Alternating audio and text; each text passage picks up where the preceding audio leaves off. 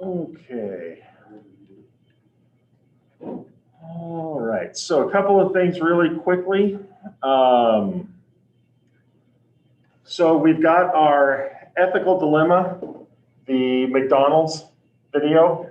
Like I said, this video is probably a little bit different than the anecdotal story you've heard of the lady spilling coffee. Like I said, it had images of the actual injuries, which were pretty gross. So that is going to be due on Sunday by 11:55, okay? Now, I've had a couple of people that will contact me and, hey, I forgot to get this in on time, or as long as you email it to me, I can still take it. I would prefer that you submit it through Moodle. It gives me the ability to give you feedback. If you just email it, all you're going to get is a score with no additional commentary, okay? Now, a couple of things about that. If when you click on it, you're going to see like little word balloons in blue. If you click on that, there's actual feedback. It's kind of in a balloon that'll pop up if you click on that. That will explain what that mark suggests and things like that that can prove useful. Now that we've done 2 of these, if you're not getting the scores that you want, please feel free to reach out to me so that we can talk about some things that you can do based on what you've already done to get to where you want to go with the score. Does that make sense to everybody? Okay. I also had somebody reach out to me Tuesday and said, I'd like to get a little more help on how to get my comments flagged for that pre-attendance credit. Sorry. Turn that off. I get yelled at when I don't have my ringer on, and then I get yelled at in class when I do. So it's one of those things I gotta remember. But if you want to improve your scores, or if you want to get some ideas about how to get your comments marked to get credit before you come to class, please feel free to reach out to me. Okay, I'll be more than happy to give you some suggestions, ideas, and things like that. Okay? Anybody have any questions about any of that stuff?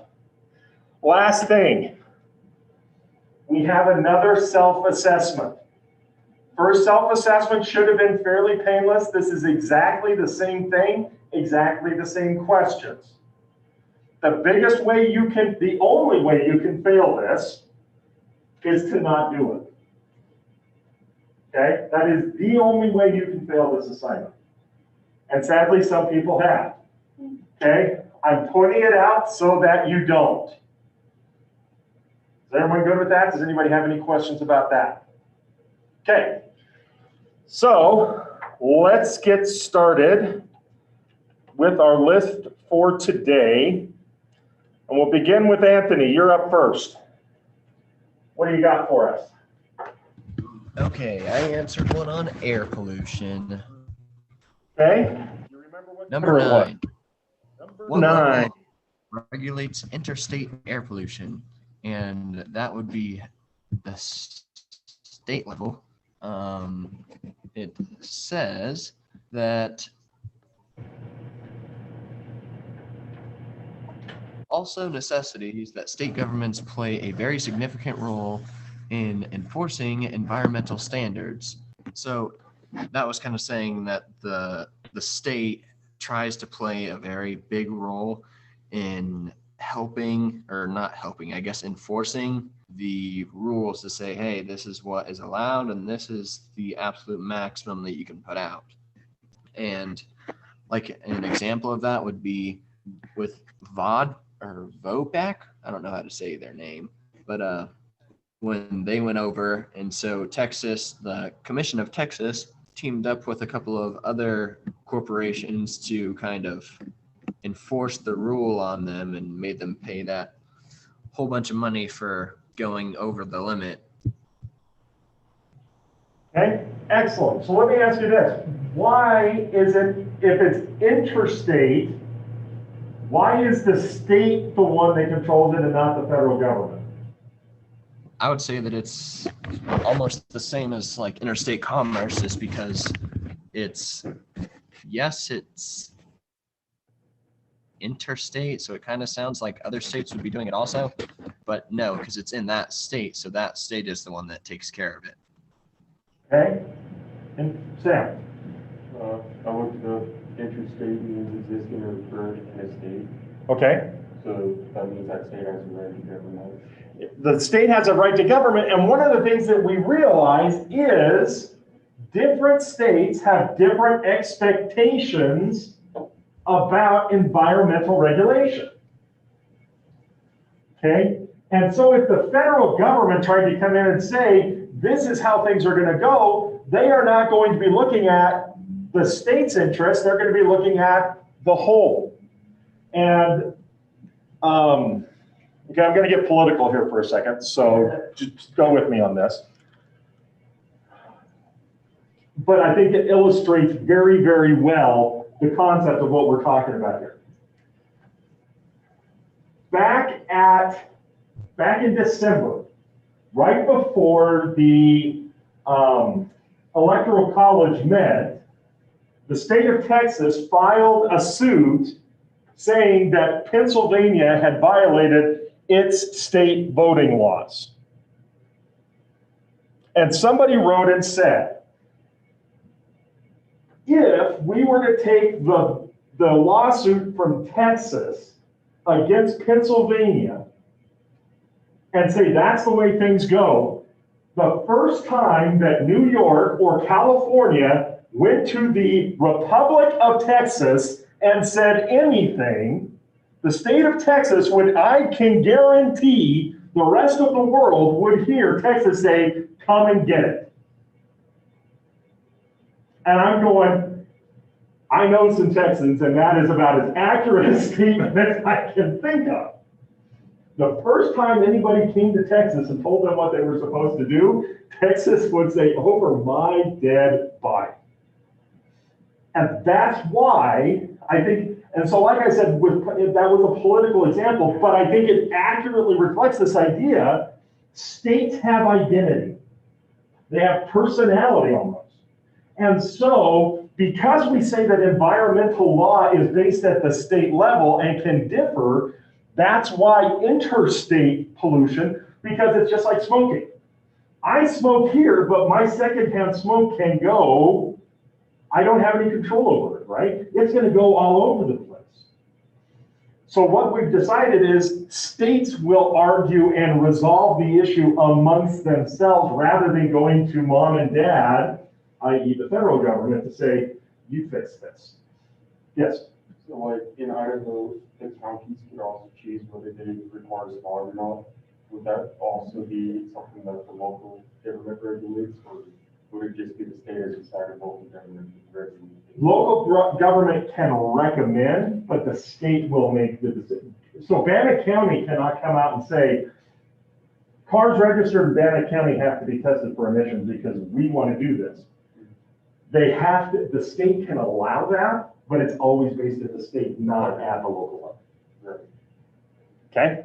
But because pollution or other kinds of things can drift, for example, the Snake River Aquifer does not just affect Idaho. It affects Montana, it affects Wyoming, it affects Utah, right? So all of those states would be involved if, for example, Idaho Power was polluting the Snake River. Okay, this is where things get tricky with, for example, the Colorado River, which feeds Las Vegas, right? They say that if the Colorado River dries up, Vegas ceases to exist as we now know it. But the thing is before it gets to Vegas, it goes all the way through Arizona.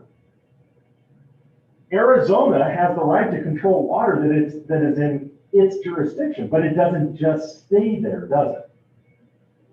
Okay, so Nevada has a very vested interest in having an input and effect on what Arizona decides to do. This is why water rights can get downright ugly. Yeah, I mean, seriously, I mean, People get shot over that. people will shoot over water. Yeah, we have a pond back home, and so any of the ditches that whatever range or whatever, and those fill up, it's connected to our pond, and we own the water rights to all of those ditches. So it gets really awkward about how the law works with that.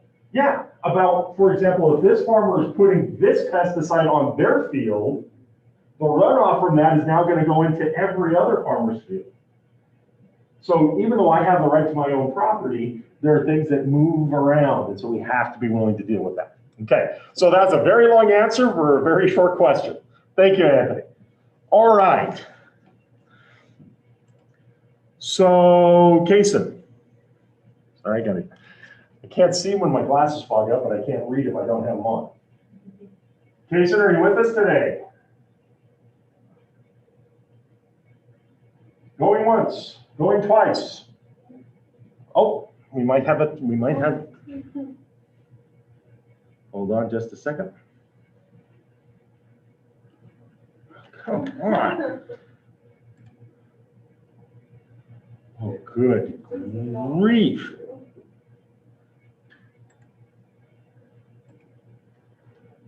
Nope, we can't hear you yet. You might be muted. Let's see.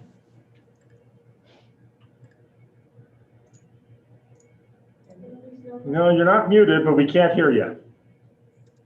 Okay, I'm going to come back to you, okay? Okay, all right. All right, so we're going to skip Billy. Megan, you're up. Okay, the 19. Number 19. Which clause in the Constitution gives the federal government the right to regulate between states? And I just want to change this amendments clause. D, is that right? It is D, the Commerce Clause. Yep. Okay, so what is the Commerce Clause? Hello? Yep, we got you now, Kason. Cool. Okay, so we'll come back to you. But the Commerce Clause, what is the Commerce Clause?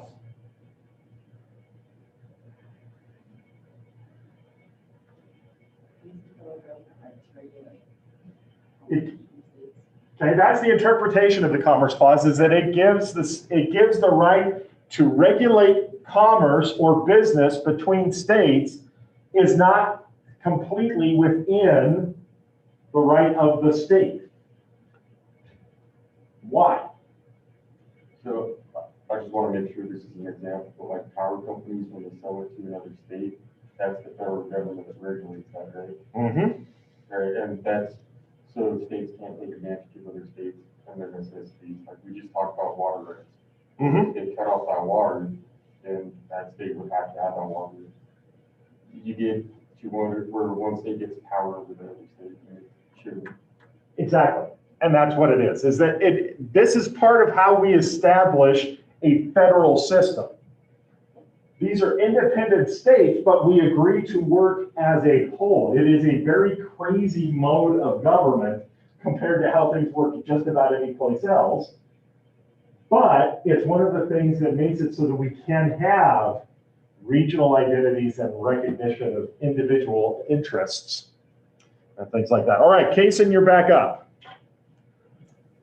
Okay, I'll do number 6. Number 6. Okay. Which legislation was passed in 2002 that mandates reporting transparency by businesses in areas ranging from finance to accounting to supply chain activities? I believe that was A, the Sarbanes-Oxley Act. Yes. What brought up Sarbanes-Oxley? Or actually not what brought it up. What's its intent? Just to make it harder to get away with illegal activities. That, like, I believe the reason she wanted it was because of examples like Enron. With insider trading, and so just kind of makes it harder for them to hide their, well, unethical or illegal activities. Exactly. The idea of the Sarbanes-Oxley Acts was people were putting out their legally required documentation, but they were using loopholes to be able to hide significant financial inactivity and inappropriate activity from an ethical perspective, and Sarbanes-Oxley said, we're going to increase the ethical standard, and we're going to actually increase the legal standard to meet some of those ethical levels. Okay, thank you. All right, Haley, you're up next, I believe. Well, I was so prepared to answer that question. Again, I think that Haley has this terrible, this is the first time that it's not Cattell that's getting hosed, it's Haley. She had it marked too. All right, so do you have another one by chance? I do have some that are answered, but let me see if this is the right one. Okay. Yeah, I got one. Okay. I think it might be from last week though, if that's okay. We'll see. What do you got? Number 8. Okay. Which of the following theories was popularized by philosopher Garrett Hardin, who tied it directly to environmental issues? That was the tragedy of the commons. Okay, that is correct. Now explain to me what the can you explain to me what the tragedy of the commons is? That people are going to generally use as much of a free resource as they want without any regard to the needs of others or the long-term effects that it has on the environment. Okay, and so this idea that when something has no cost, we tend to be highly disrespectful of it.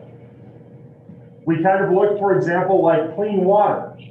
When you see an ocean or when you see a lake, it's hard to conceptualize how much water is there. And because we normally don't charge for it, it's pretty easy for us to kind of say, well, I can do whatever I want to, there's plenty left. Okay? And so this tragedy of the commons is this idea that we tend to act that way unless we attach cost to our activity. Okay, thank you. Okay, Scott, you're up. Okay, can I do number 27? Number 27. Okay, go for it. The concept of limited liability means the owners of corporations are protected by laws stating that in most circumstances, their loss in case of a business failure cannot exceed the amount they paid for their shares of ownership, which is true. Okay. Why does that matter? So if you were versus like some companies where you have to go full in, but if you're not in a limited liability and your business goes under, you lose everything you invested to start with, plus all of your capital that you've sort of started gaining from equipment to product to overstock. Versus with limited liability, you just are out what you initially put into the business. Okay. The idea being that and this is one of those things about corporate identity. This is one of the reasons why people would want a business to be a separate entity from the people that make it up, right? Because only the business can be held liable, not the individuals who work there or own it, beyond what they paid to create it in the first place. Okay, that's great for the people who work there, but it increases the risk for people who provide goods, services, or credit to those companies. How so? How would it be problematic to have an LLC if I'm giving them money or services or product? Well, one thing an LLC protects a person from is like, let's say I have a salary to my company, well, I get paid, that goes into my bank, that's separate from the business. Mm-hmm. So on paper, it looks like you're making a ton of money. When you pay your employees, you pay yourself, so on and so forth, that's taken out. So your assets might not be as much as it looks like by the end of the year. Okay. Then there's also all the waste. Okay. But if I'm a bank who gave a loan to a company. So wouldn't it be like the owner isn't necessarily at risk of like losing everything, like they'll still get something, but whoever else invests that isn't like the owner of the company, whatever they invest in the business fails, they lose it all. Okay, kind of. Kind of. It means that debtors and creditors can only get the original value of the business. So if I loan them $500,000 and they go under and the value of the business was only 250, I can't go after the owners of the business and their private assets to get the remaining $250,000 that I had loaned. I only have the value of the company, and it stops there. But if I invested a higher amount of money, I'm out that money. That's where the risk comes with doing business with an LLC. Okay? All right. Josh. Okay, I'd like to answer number 33. Number 33, okay? I have false, because sustainability is a long-term goal for the company to reduce the pollution it has and extend the natural resources for their company, or that the company uses to help extend the longevity of the company itself. Exactly. The idea of sustainability inherently suggests long-term, not short-term. Okay. How does this have to do with ethics? So let's take a look at number 33. How does sustainability reflect an ethical theory? Cattell. Resources for so long, and then resources also hurt the environment. Okay, so resources are the reflection of the environment. Their long-term existence increases the overall utility of the business. The longer I can provide goods and services, the better the business is going to be, right? Now, if I'm pulling resources from the environment in order to do that, if I can learn to manage those resources so that they exist for a longer period of time, it increases the longer that I'm going to be able to employ people, provide satisfaction for customers, et cetera, so on and so forth. So protecting the environment is a utilitarian argument. Now, what if, in order to do that, I have to increase the short-term cost of products? That's going to hurt people, especially people who are economically disadvantaged. So for example, if I said carbon emissions have a direct impact on the environment, global warming or climate change. Therefore, I'm going to make it more expensive to purchase gasoline or oil because that's going to cut down on carbon emissions. Right? That's a sustainability argument. But by raising those costs, I'm going to create short-term hardship, mostly on people who are economically vulnerable. The biggest impact is going to be on people who don't have enough money anyway. How do I solve, or how do I make a decision that I can sleep with at night between those two?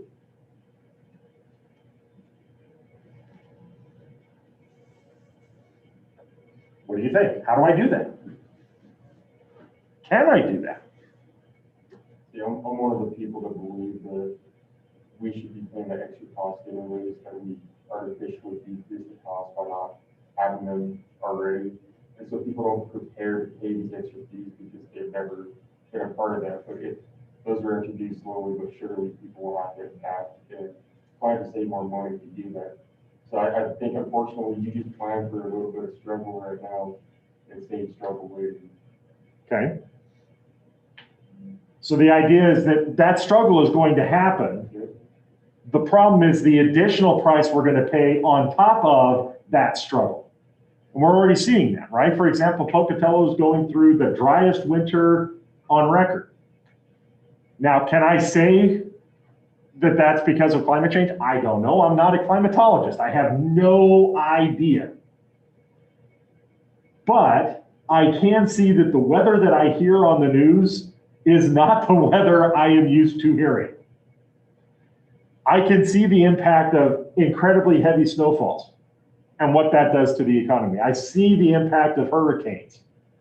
We're already paying a price for this on top of the price we may or may not be paying. And so I think that would be one of the ways that a utilitarian would say, this is how I make that decision. The short-term pain that we're going to feel that either way. It's how much additional interest we want to pay on that pain in terms of direct impacts of climate change, as an example. And again, folks, I know I'm getting into politically sensitive topics that you may or may not agree with my position.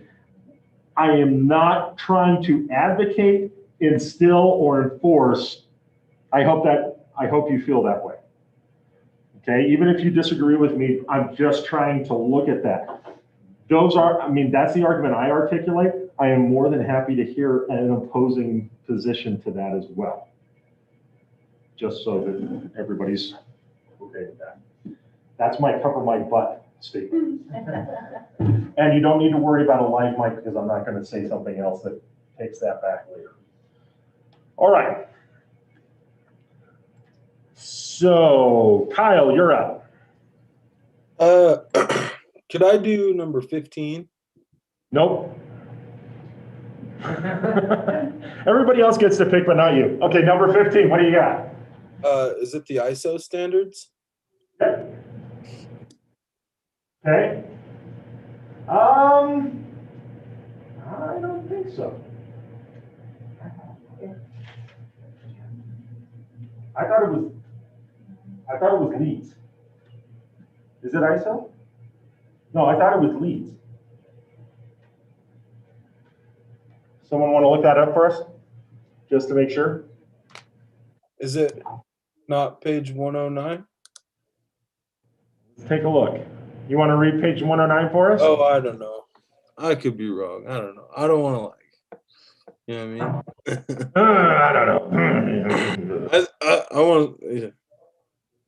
Okay, let's take a look. That might actually be a different reading. Let's see what page number are we on. Okay, that's on the previous chapter. Okay. I think you're right. No, it's still a legitimate question. Let's go to this one.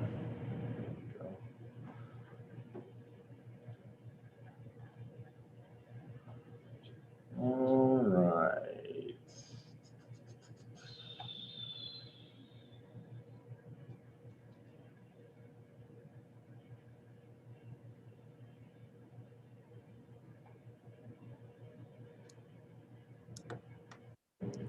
Okay, so it is ISO. I was getting that confused. Okay. All right, so what is the function or purpose of ISO? The International Organization for Standardization. What's it trying to accomplish? Well, it covers much of matters such as sustainability, manufactured products, technology. Oh God, I blanked, man. Okay, that's okay. It promotes effective environmental management systems in business organizations by providing cost-effective tools that make use of best practices for environmental management.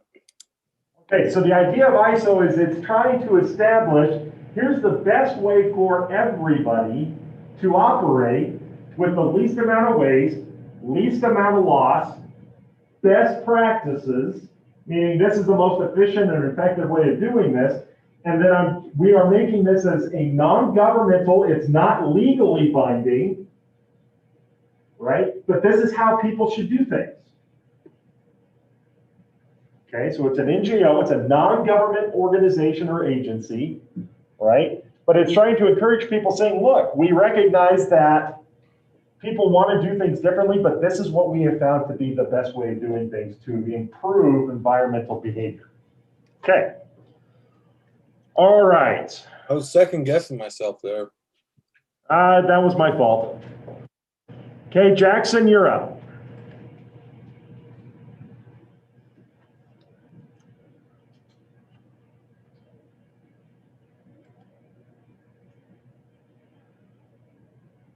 Jackson going once.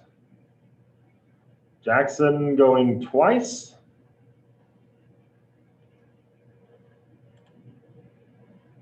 All right. We'll move to Mr. Loftus. Tanner. All right. I'm gonna keep it easy and go to number 3. Okay.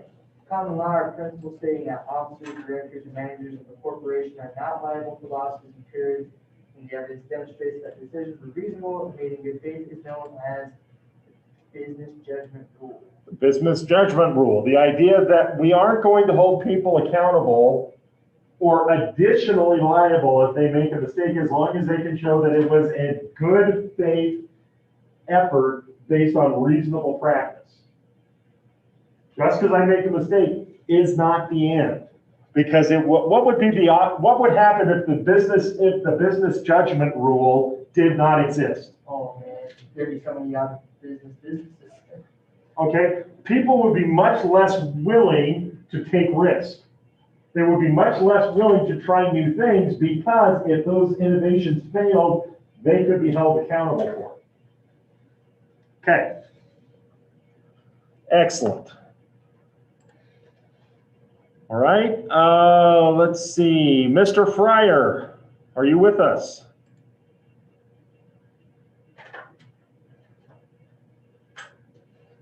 Porter. Porter going once. Porter going twice. Moving on. Okay, Winter. Wait, give me one Yep. second. I have to look at my questions. 'Cause my main ones were taken.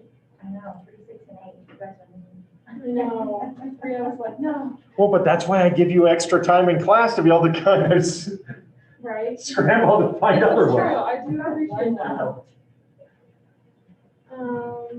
Okay, well, I'm on 14 on my screen right now. Okay, So Cisco Systems, which ranks 7th in the global 100, works to reduce the amount of carbon dioxide and other carbon compounds released by the consumption of fossil fuels. By doing this, the company is working on improving its, I put carbon footprint. Yep. So.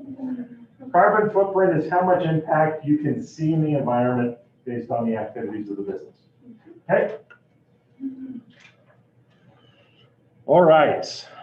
Cattell, I'm gonna try 45. okay? That was my next one. Okay, go for it. An example of the social responsibility and people, what they don't or like or don't like about how certain products come to market. For instance, like makeup, if they use animals for testing, they Okay. don't like that. And then in the food industry, some people might not think you like the food irradiated.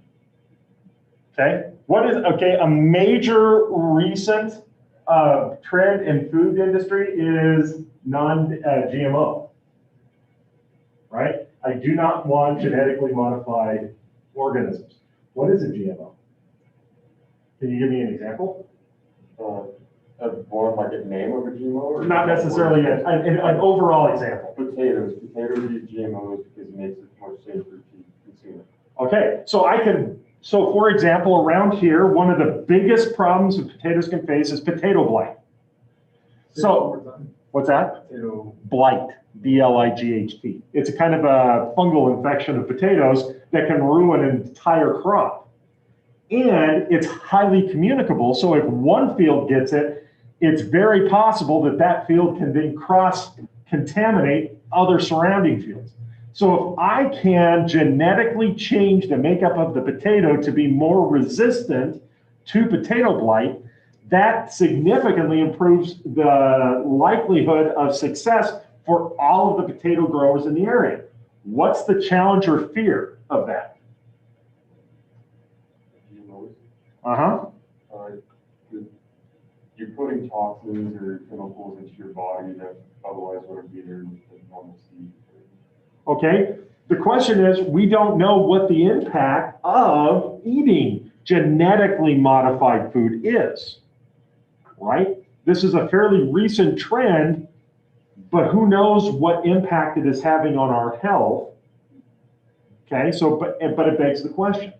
Now, the other thing that Sam brings up is a lot of times when we're talking about genetically not modified food, we're not talking about somebody who goes and cross-pollinates plants and spends years in their garden trying to breed a new type of. This is something that tends to be chemically created in a lab or in a similar environment. Okay, this is not natural selection that we're talking about, right? Okay, so genetically modification, and that's one of the arguments people make. Well, people crossbreed plants to do things all the time, right? Isn't this is just a speeded up version of that? But like we say this, social responsibility is making sure that people are aware of how their food is prepared or how their products are made. So for example, animal testing of cosmetics. Somebody had said, well, so what does that look like? Well, they used to take mascara and they would take rabbits and intentionally put mascara on the eye, the cornea of the rabbit. Because the genetic makeup of a rabbit is very similar to a human. So we want to see, is this mascara going to scar or injure a human if it got onto their actual eye surface? Well, I'm not going to find a lot of people, humans, who are going to sign up to say, yes, you hold open my eye and put mascara on my eyeball to see what happens. So they would do it to a rabbit. Okay, but people saw some of the experiments that they did, and I'll be honest, they were pretty horrific. To produce things that were safe for humans, they would test it in ways that are pretty unethical to animals. So that's where the entire animal testing thing came from. Okay. All right. So let's see. That was Cattell. Logan, you're up. All right, can I do 49? 49, go for it. So the halo effect is a cognitive bias where a person's overall character is judged by a simple impression they may have given off or that influences our feelings and thoughts of that person. A good example of this is like celebrities. The general public tends to lean towards the side in which a celebrity does just because of their impression on society. Experts would use this as marketing and advertising to get buyers to buy a product sponsored by their favorite celebrities. Okay. How effective do you think the halo effect is? On the general public, very effective. On experts, obviously they know what it's doing, so it's probably not very effective on them. Okay. So now let me ask, and this one I'm going to open up to everybody. How about the long-term effect of the halo effect? What do you think, Cattell? Sometimes it's not good if you're sponsoring someone and maybe something horrible, then they're going to get unsponsored because you don't want to be associated with them in Okay. business. So the halo effect tends to be a first impression effect, right? I see this person that I look up to, or this company has this great reputation. Okay, so for example, I remember I gave you guys at the very first day of class, there was an example of a textile manufacturer in New England. The factory burns down.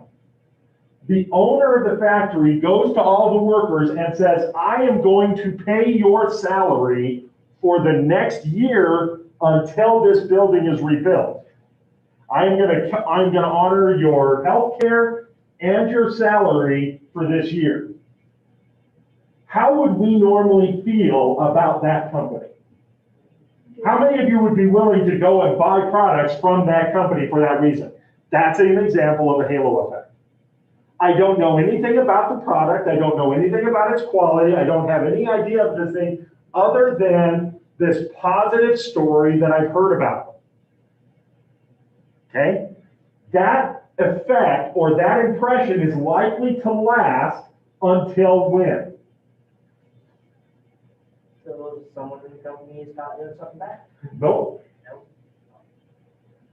It's likely going to last until I go to the company and I purchase their product. Why?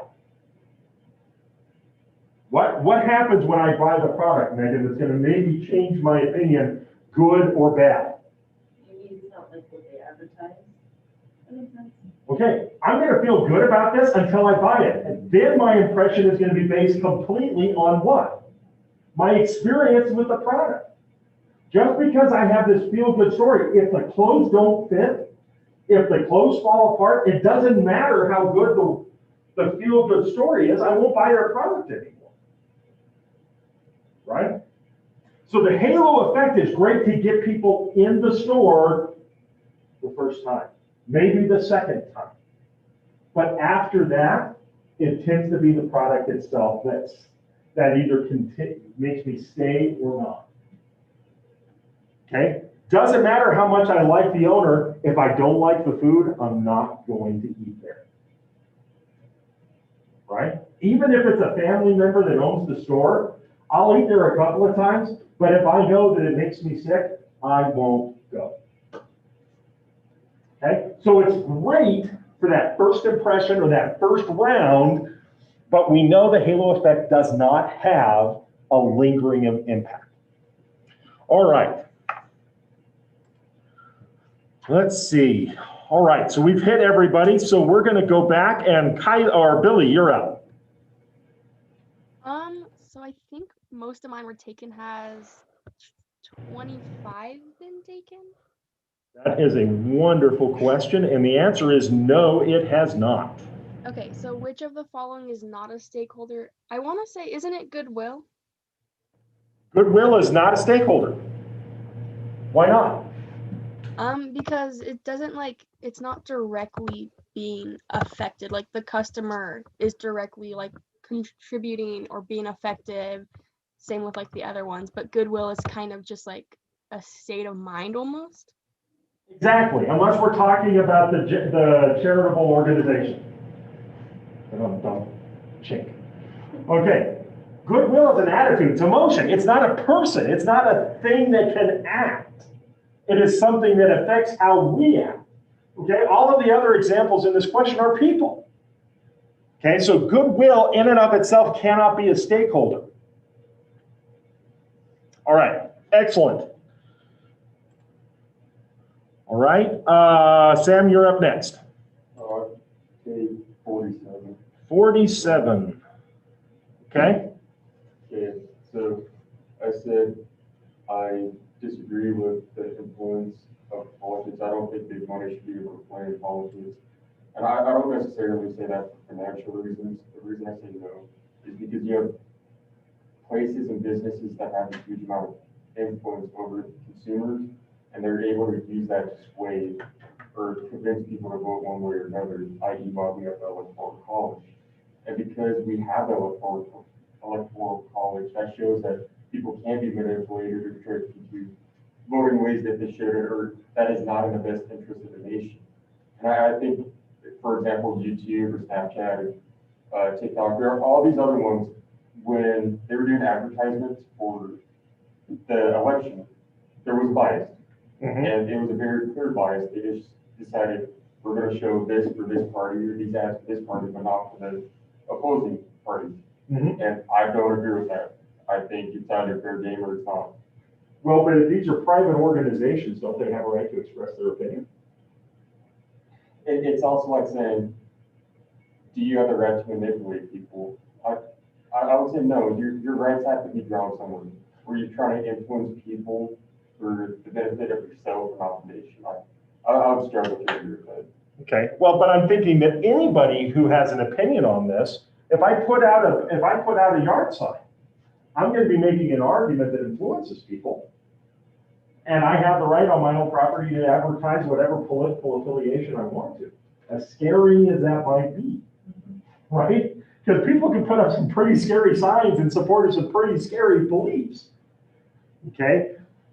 But Citizens United, which we read about in our chapter this week, talks about the fact that the law now allows the corporation, with all of the corporate resources, YouTube, Amazon, Google, to now get involved in politics as an individual, not as just a business.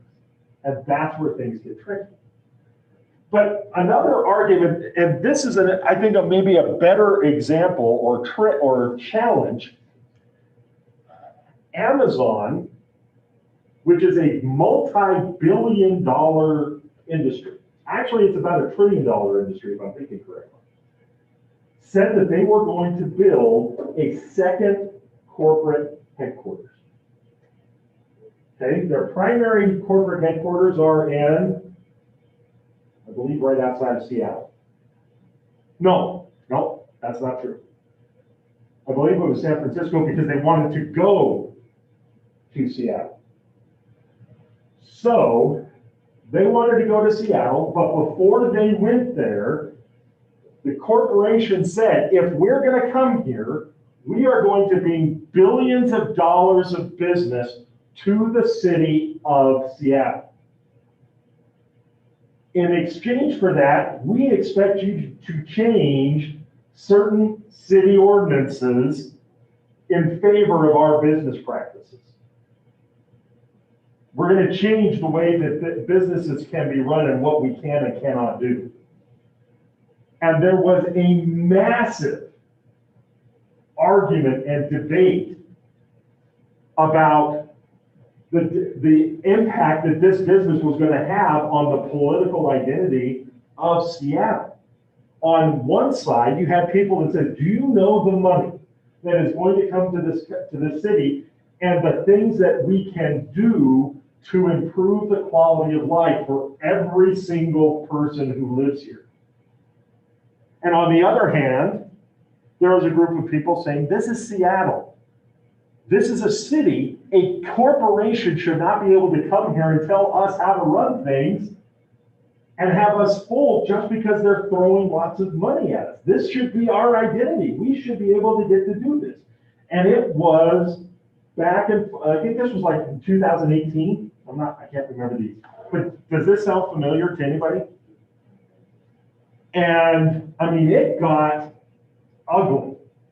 There were protests about whether or not the city of Seattle should change its policies and laws to welcome, and it ended up saying no, and Amazon went someplace else.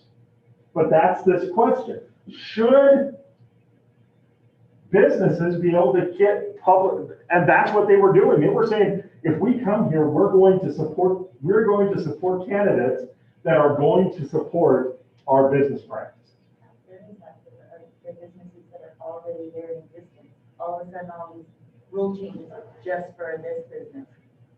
That was the question. That was the debate. Because those mom and pop businesses, and not just small ones, big ones were saying, look, you're going to change all these laws to favor this one, but that could put us out of business, or it could jeopardize our competitiveness. But Amazon was saying, we will bring so much money that we can afford to we will give you so much good, it will make up for the loss of revenue that's coming from all these other people.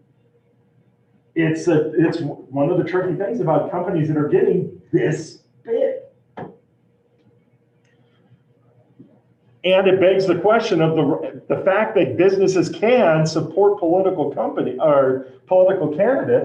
I'm surprised that we have not seen the rise of a business party whose candidates are specifically, I represent X, Y, and Z. They tend to say that I represent voters of a political ideology, but do you think it will ever happen?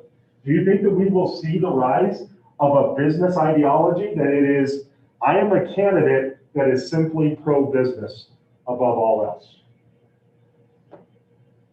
What do you think? Probably not.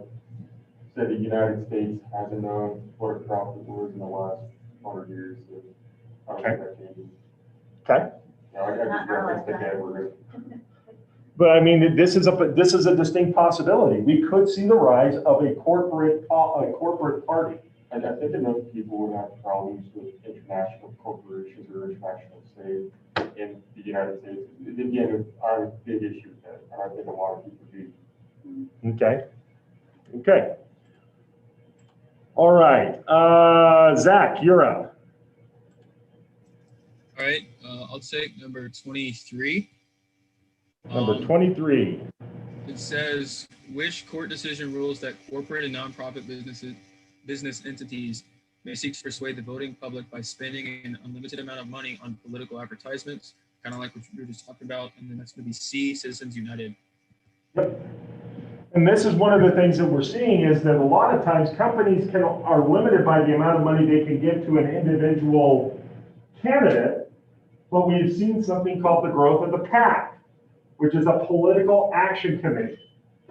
So it's an organization that's created specifically to advocate on behalf of a candidate or on behalf of a specific topic.